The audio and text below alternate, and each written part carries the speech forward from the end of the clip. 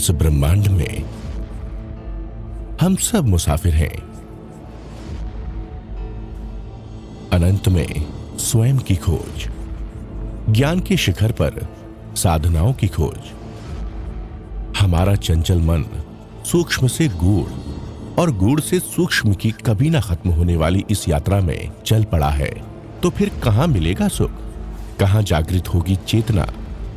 आखिर कौन बताएगा कि हम खुद शून्य हैं या फिर पूरा ब्रह्मांड ही शून्य सा सूक्ष्म बनकर हमारे भीतर समाया हुआ है? मगर जीवन तो क्षणभंगुर है। सांसारिक मोह माया के वशीभूत बनाए गए हमारे महल और धन दौलत सब यही रह जाने हैं। आखिर कब हम अपने मन के पार शून्य को समझकर ध्यान और चेतना के सहारे अंतर यात्रा शुरू करेंगे? अनुभूतियों की गहराइयों में शांति के सूत्र खोजकर आखिर कब अंतस की अनंत सुखद यात्रा पर निकल पड़ेंगे? वो वक्त आ गया है। प्यारी गुरुवाणी है बड़ी ही। दो भाई थे, जिनरक्ष और जिनपाल। उनके पिता बहुत बड़े व्यापारी थे, बहुत अच्छा व्यापार चलता था। फिर भी जिनरक्ष और जिनपाल की तीव्र उत्कंठा हुई कि विदेश में जाकर के व्यापार करें और अधिक धन कमाएं। पिता ने कहा, पुत्रो, तुम्हारा विचार ठीक नहीं है कि तुम विदेशों में जा रहे हो। 7 पीढ़ी जितना धन तुम्हारे पास है, और क्या चाहिए?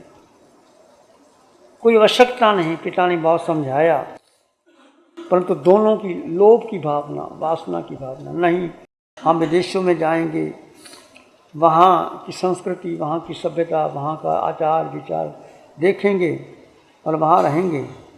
तो बहुत कुछ पिता के ना समझाने पर दोनों भाई जिनरक्ष और जिनपाल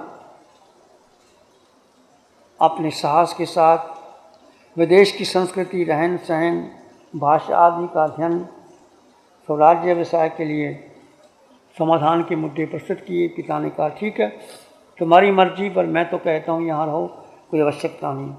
पिता की आज्ञा नहीं मानी। दोनों भाई समुद्री जहाज पे सामान लेकर के विदेशों में बेचने के लिए गए। जैसे समुद्र में जहाज जाता है, एक भयंकर तूफान आता है। अब बचने की संभावना नहीं, समुद्री जहाज होता है। दोनों भाइयों ने सोचा, अब क्या किया जाए। प्रार्थना की। आखिर तूफान बहुत बड़ा था, नहीं संभल पाए। एक पट्टा हाथ में लगा, दोनों भाई एक पट्टे पर आकर के आने लगे। उधर से एक जंगल में रहने वाली सुंदरी उसको जाल में फंसाने के लिए कि तुमको मैं बहुत सुंदर स्थान दूंगी, तुम मेरे पास आ जाओ। दोनों को वो बिठा करके अपने रथ के ऊपर लेके जाती है। कहते, पीछे देखोगे तो वापस नहीं लौट पाओगे, देखना नहीं।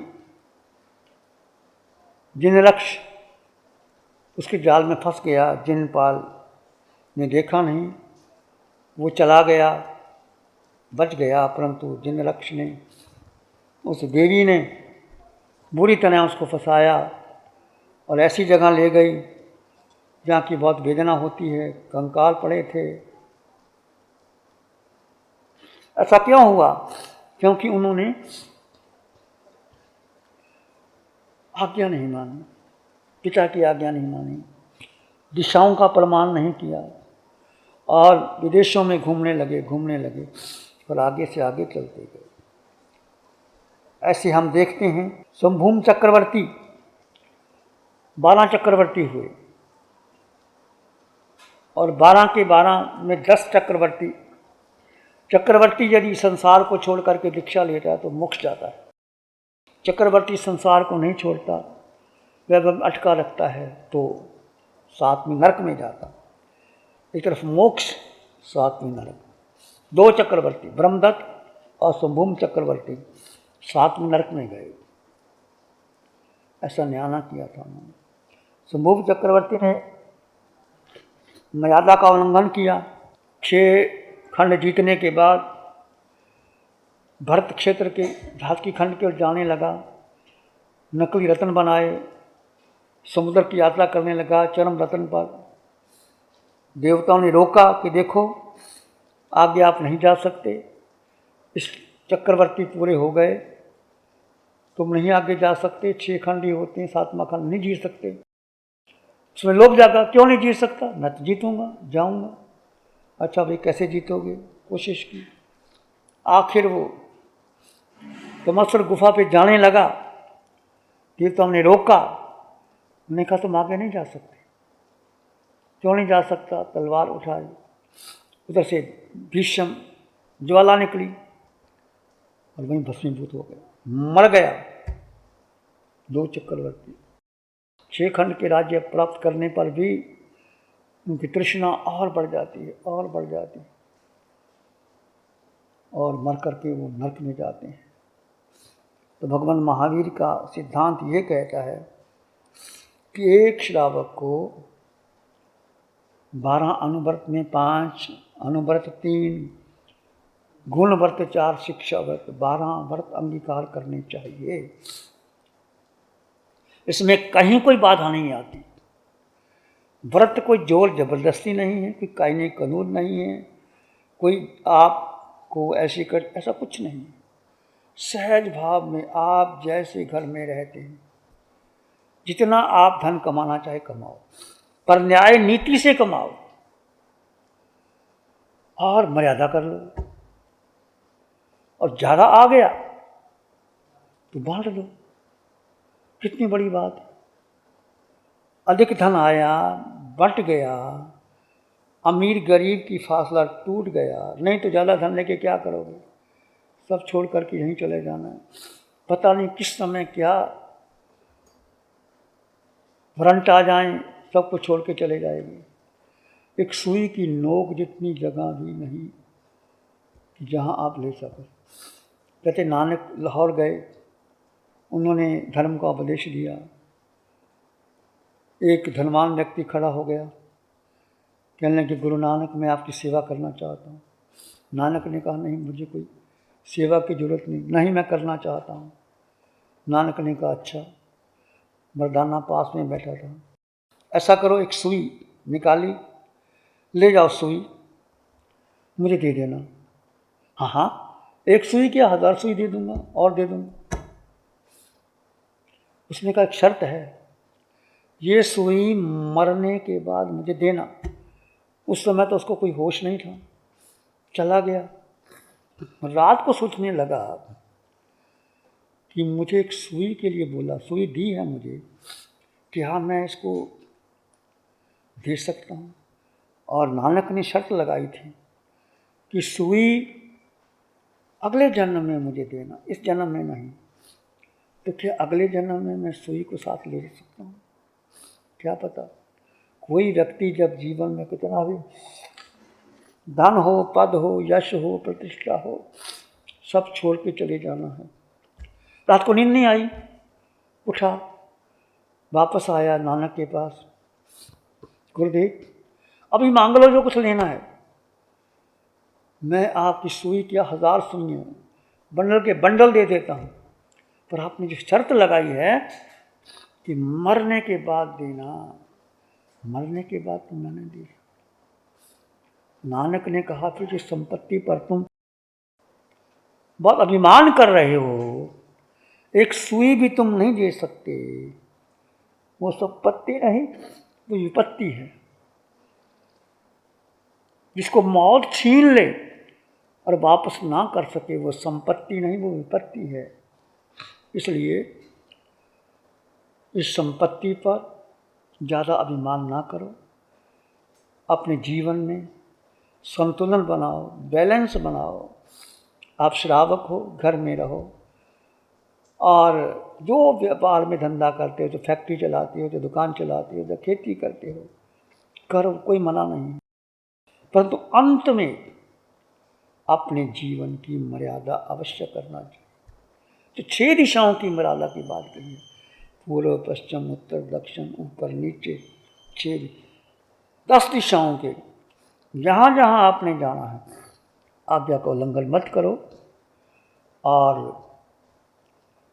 15 दिन की मर्यादा, महीने की मर्यादा, साल की मर्यादा, 2 साल की मर्यादा, उसकी मर्यादा रख के आप अपनी ज़िंदगी में जीने का प्रयास करो। इसलिए दिशाओं की मर्यादा के पीछे व्रतों का सम्यक प्रकार से पालन करने का बहुत बड़ा उद्देश्य रहता है। यदि आप दिशाओं की मर्यादा कर ली तो 5 अनुव्रत, अहिंसा, सत्य, अस्तेय, ब्रह्मचर्य, अपरिग्रह का पालन आसानी से हो जाता है। इसके 5 अतिचार हैं। ऊर्ध्व अधो अतिरिक्त दिशाओं का अतिक्रमण नहीं करना। ऊंचा कितना जाना है, नीचा कितना जाना है, तिरछा कितना जाना है, मर्यादा कर लो। उसके अधिकर नहीं जाना, उल्लंघन नहीं करना। कभी कभी ऐसा होता है कि देश काल को देख करके व्यक्ति मर्यादा में वृद्धि कर देता है, क्षेत्र में वृद्धि कर देता है, सीमाओं की वृद्धि कर देता है। उसको पता नहीं लगता कि मेरी मर्यादा कहाँ तक थी दिशा की। उस मर्यादा का भी उल्लंघन नहीं करना। कई बार आपकी स्मृति में ध्यान ही नहीं रहता कि मैंने क्या मर्यादा की थी, उसका भी ध्यान रखना। स्मृति, अंतर्ध्यान, क्षेत्र की वृद्धि। इसलिए जैसे आप क्षेत्र, जैसे आपका खेत है, खेत में आपकी मर्यादा है, परंतु आप मर्यादा का ध्यान ना करते हो, कहीं पड़ोसी के खेत को अपने में मिला लेते हो, उसकी जो दीवार है अपने साथ मिला लेते हो। आप दुकान करते हो, आपको लगता है ये दुकान मेरी चलेगी, दुकान के साथ और कुछ मिला लिया। इसलिए क्षेत्र की वृद्धि, वस्तु की वृद्धि, स्थान की वृद्धि, जो आपने मर्यादा की है उसका पूर्ण पालन करने का साथ रखो। 12 अनुव्रत हम देते हैं, हमारे पास पुस्तक छपी है। यदि आपका मन बने तो हम आपको 12 अनुव्रत में, बहुत सिंपल है, बहुत आसान है। इसलिए आप यदि अनुव्रत ले लेते हैं तो महावीर के आप साधु बन जाते हैं, श्रावक बन जाते हैं। श्रावक, श्राविका, साधु, साधु, 4 तीर्थ में आपका नाम आ जाता है। और तीर्थ में आप साधना करते करते बहुत उच्च कोटि की साधना कर लेते हैं। तो आगे फिर चर्चा करेंगे। ध्यान करें, आंखें बंद। प्यारी गुरुवाणी है, बड़ी ही सुहानी है। ध्यान करेंगे, आंखें बंद, मन वचन काया शांत, शरीर शांत, विचार शांत, सृष्टि शांत, वातावरण शांत, हर दिशा हर किनारा शांत शांत शांत। सिर के सिरे से पांव के अंगूठे तक अपने भीतर शुद्ध चेतना का एहसास कीजिए। मैं आत्मा, जीवात्मा, इस आकार में निराकार आत्मा, शुद्ध आत्मा, पवित्र आत्मा, तुम आत्मा, मैं आत्मा, सब में समान आत्मा। विचार आएंगे तो आने दे, चाहे तो जाने दे। तुम विचार नहीं, तुम मन नहीं, तुम बुद्धि नहीं, तुम इंद्रियां नहीं, तुम मात्र जीवात्मा। सिर के सिरे से पांव के अंगूठे तक पूरे शरीर में आत्म प्रदेश विद्यमान है, उसका अनुभव कीजिए। मैं आत्मा, तुम आत्मा, समान आत्मा। पूरे ब्रह्मांड में जीव ठसाठस भरे हुए हैं, सब में समान गुण धर्म है। कोई छोटा नहीं, कोई बड़ा नहीं। 8 गुणों से युक्त आत्मा, अनंत सुख से संपन्न आत्मा, परिपूर्ण आत्मा, शुद्ध आत्मा, तुम आत्मा, मैं आत्मा, समान आत्मा। अपने भीतर मंगल का भाव लाएं, प्राणी मात्र के लिए मंगल की कामना कीजिए। चित्त हमारा शुद्ध हो, सद्गुण से भरे जाए। चित्त हमारा शुद्ध हो, सद्गुण से भरे जाए। सेवा कारुणा प्यार ही मनवा नस लहराए।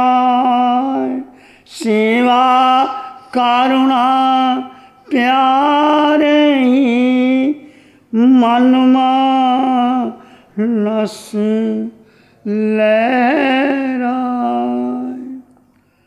सबका भला हो, सबका मंगल हो, सबका शुभ हो।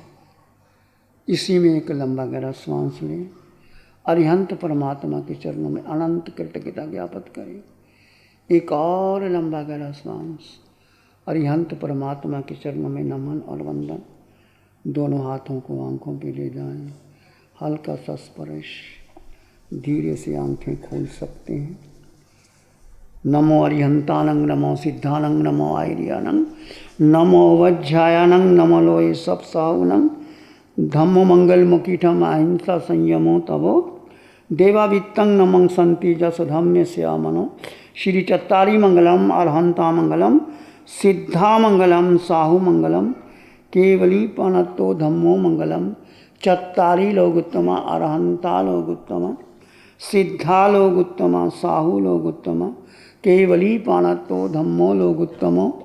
चत्तारी शरणं पवज्जामि, अरहंते शरणं पवज्जामि, सिद्धे शरणं पवज्जामि, साहु शरणं पवज्जामि, केवली पाणत्तं धम्मं शरणं पवज्जामि। चारे शार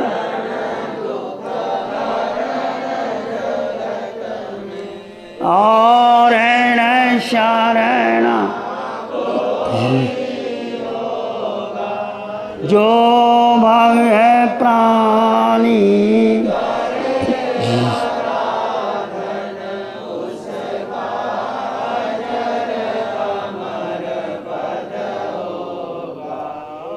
पिछले 60 सालों से केजीओसी ग्रुप अपने 4 ब्रांड कोहे, कंगारू, म्यूनिक्स और माइल्स के माध्यम से हाई पोजीशन प्रोडक्शन के द्वारा दुनिया में जाने माने लार्जेस्ट मैन्युफैक्चरर्स में से एक है।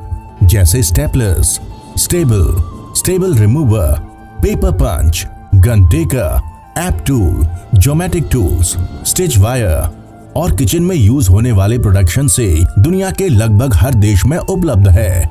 ये प्रोग्राम केजीओसी ग्रुप के सौजन्य से प्रस्तुत है। हमको ऐसी कृपा दृष्टि दे।